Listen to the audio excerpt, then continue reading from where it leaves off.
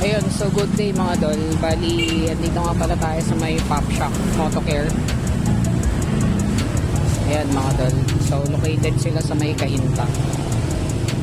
So pinapagawa natin yung suspension natin sa harap.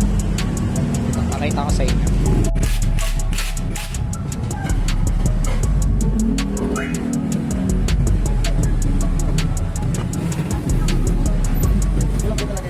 So bali dito mga dol, sa Pops Motocare, nag-FI diagnostic din sila, engine refresh and upgrades. Sa wirings, general wirings, tune up, change oil, yan mga dol, yung mga services na ginagawa nila dito mga dol, sa Pops Motocare. So located sila sa may Cainta mga dol. Pagka may oras kayo at kailangan nyo ng EPMS ng mga motor nyo, rekta lang kayo dito sa kay Pop Shakata. So yun lang naman mga dol, balikan ko kayo mamaya. Mga dol, quick update lang.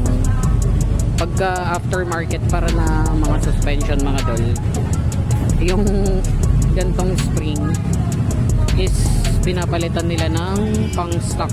So mas okay din pala talaga daw yung stock spring lang.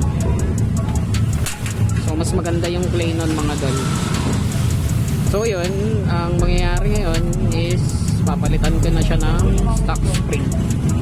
So maghahanap tayo ng stock spring nito mga dol. So yun mga dol, bali hindi sila satisfied dun sa pula na oil. Kaya papalitan nila ng green. So mga dol. Yan. So hindi sila na satisfied dun sa pula mga dol. Bali yung green ang ilalagay. Testing natin yan. Yun. Depende pa rin naman yan kung pang daily touring or pang truck nyo mga dol. Yan. Nalagay lang nila. Tapos yung spring pala na ito mga dol, nung binaklas, baliktad daw pala yung lagay ng spring. So yun, bali